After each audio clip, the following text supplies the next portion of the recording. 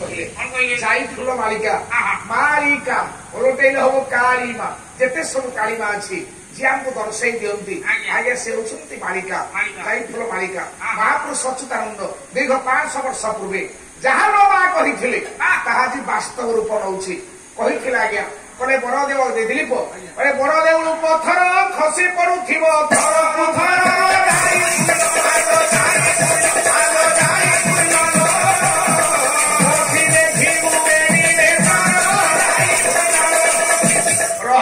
ଆଜ୍ଞା ବରଦେଉଳରୁ ପଥର ଖସିବା କଥା ମହାପୁରୁଷ 500 ବର୍ଷ ପୂର୍ବେ କହିଥିଲେ। ଏବେ ପବିତ୍ର ମହା ଏକାଦଶୀ ବଡ ଏକାଦଶୀ ତିଥିରେ ଆଜ୍ଞା ବରଦେଉଳରୁ ପଥର ଖସିଲା। କାହିଁକି ଲକ୍ଷ ଲକ୍ଷ ଭକ୍ତ ସମାଗମ ହେଇଛନ୍ତି। କାହା ଉପରେ ଆଜ୍ଞା ଚେନାଇ ପଡିଛି କାହାର ଅଣୁମାତ୍ର କ୍ଷତି ହେଇଛି କିନ୍ତୁ ମହାପୁରୁଷ ଲେଖିଥିଲେ ବରଦେଉଳରୁ ପଥର ଖସିବ ବୋଲି। 500 ବର୍ଷ ପୂର୍ବେ କହିଥିଲେ ବରଦେଉଳରୁ ପଥର ଖସିବ ବୋଲି। ତା ବାସ୍ତବ ରୂପ ନଉଛି। ଅଖିଳ ବାବୁ କହିଲେ ହୋଇବେ ପୁରୁଷ ବେଶ କରିବେ ସର୍ବେ ମୁକୁଳା କେଶ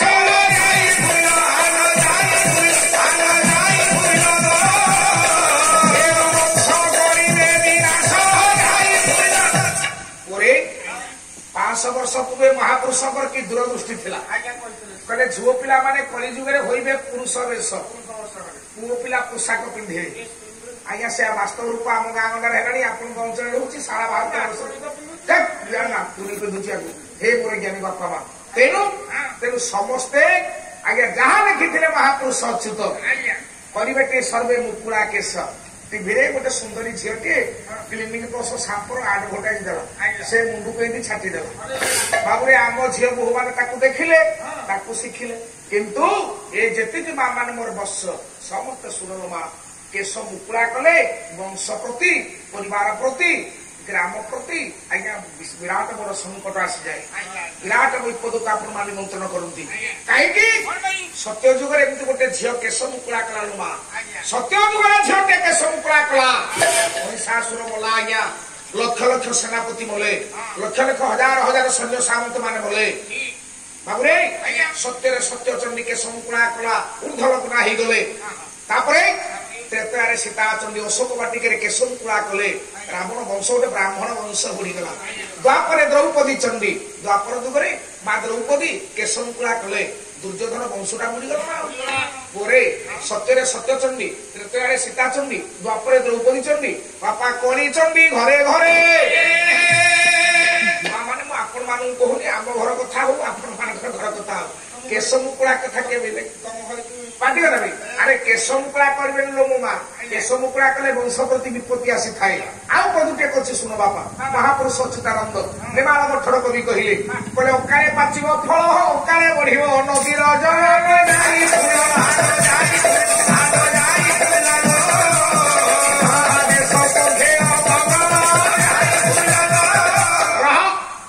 ଗୋଟେ ଦିନ ପାଲାରେ ମିନିମମ୍ 40-50 କବି ଆସିବେ। କମ ସମୟ ଭିତରେ ଯୋଉ ପାଲା ଗାଁ ଦର୍ଶକଙ୍କୁ ଅନେକ କିଛି ଭେଟିଦେଲା ସେ ପ୍ରକୃତ ଗାଁର ପଦବାଚ୍ୟ। ଅଳ୍ପ ସମୟ ଭିତରେ ବହୁତ ଗୁଡିଏ କଥା କହିବା ନିହାତି ଜରୁରୀ। କହିଲେ ଅକାଳେ ପାଚିବ ଫଳ ୟା ପୂର୍ବରୁ ବ୍ୟାସ ଲେଖି ଦେଇଛନ୍ତି ଅକାଳ ପୁଷ୍ପିତ ଫଳ ହତ ରାଜା ହତ ପ୍ରଜା। ଅସମୟରେ ଗଛରେ ଫଳ ପାଚିଲେ ରାଜାଙ୍କୁ ଯେଉଁ ଦୋଷା ଆଜ୍ଞା ପ୍ରଜାଙ୍କୁ ସେଇ ଦୋଷା। ଅକାଳ ପୁଷ୍ପିତ ଫଳ ହତ ରାଜା ହତ ପ୍ରଜା ରାଜାକୁ ଯେଉଁ ଦୋଷା ପ୍ରଜାକୁ ଆଜ୍ଞା ସେଇ ଦୋଷା।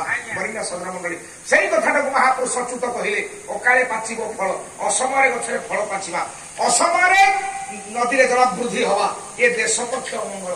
ରାଜାକୁ ଯେଉଁ ଦୋଷା ପ୍ରଜାକୁ ସେଇ ଦୋଷା।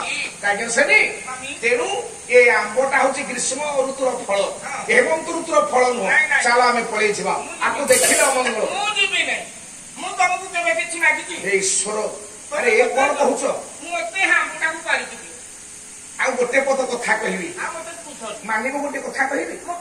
ଯୋଉଦିନ ବନବାସ ଗଲେ ଯୋଉଦିନ ବା ବନବାସ ଗଲେ ହେ ଜ୍ଞାନେନ୍ଦ୍ର ପୁଙ୍ଗବ ଭଗବାନ ରାମ ଲକ୍ଷ୍ମଣ ଯାଉଛନ୍ତି ମା ବୈଥିରୀ ସୀତା ପାର୍ଥବୀ ଅଛନ୍ତି ପାର୍ଥବୀ ସାଙ୍ଗରେ ଅଛନ୍ତି।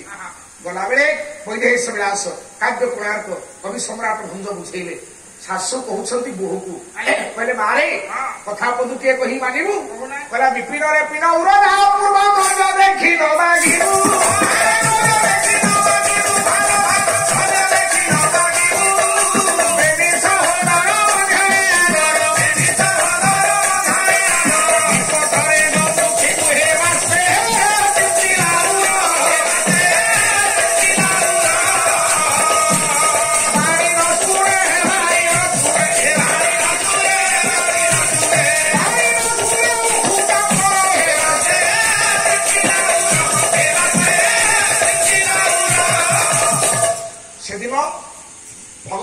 सीता को पुण्यश्लोका माँ वैदेही माँ कौशल्या कहले मारे जंगल में मो पुओ को अपूर्व पदार्थ देखिले मागिबुनी जदि ए पदुटा कथा शाशुंकर सीता मानि थामते ए माँ ए पदुटा कथा खाली शाशुंकर माँ सीता मानि थामते ताहाले रामायण भली भयंकर युद्ध होई न थामता रामायण भली भयंकर युद्ध होई न थामता लक्ष लक्ष लोक तो मरी न थामते रक्त नदी बही न थामता तेणु मारे ए पांचाली मो कथा टिके मानो माने पाखे शोई काने कुहे ता कथा क्यों न थाबे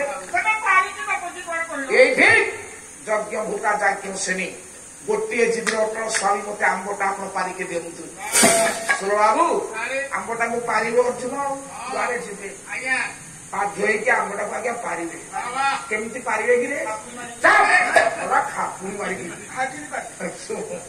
अरे द्रोण पर्व महाभारत गोटे पर्व द्रोण पर्व 18 पर्व महाभारत आज्ञा गोटे पर्व हूँ द्रोण पर्व ये द्रोण पर्व कथा कहते टे शुणु बापा माँ दिने गुरु द्रोणाचार्य पिला को अस्त्र विद्या शिखे सारे शिखे सारा आज्ञा परीक्षा कले परीक्षा केमिया परीक्षा कले ये ना पाठ पढ़ा सरिया परीक्षा हुए ना से परीक्षा केमिया परीक्षा ना विशाल द्रोणगिरी पर्वत ये पर्वत उपर गोटे 7 ताल उच्चता गोटे स्तंभ पोता है 7 ताल स्तंभ उपरे आज्ञा गोटे विराट पूर्ण कुंभ रहा गोटे कलश कलश उपर है गोटे नड़िया नड़िया उपर है गोटे गुआ गुआ उपर है गोटे गरगड़ गरगड़ उपर है गोटे मुग मुग उपर है गोटे सोरिष ये 7 योजन दूर आज्ञा रे सरविध करेंगे सोरिषर डाहाण पटा उठिकी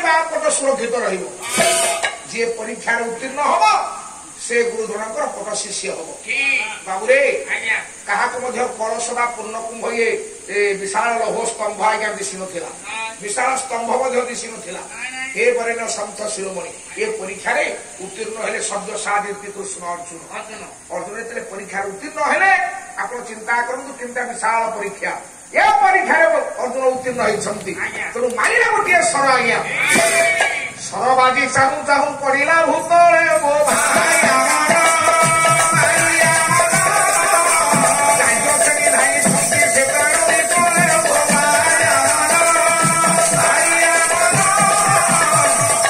सर मारी अर्जुन सरटा मारिबा क्षणी आंबटा सीधा आज्ञा आसी तले पड़ो आंब जेते तले पड़ जाइए आंबटा को गोटेवा तरबर होगी सज जोगना जाज्ञ से गोटे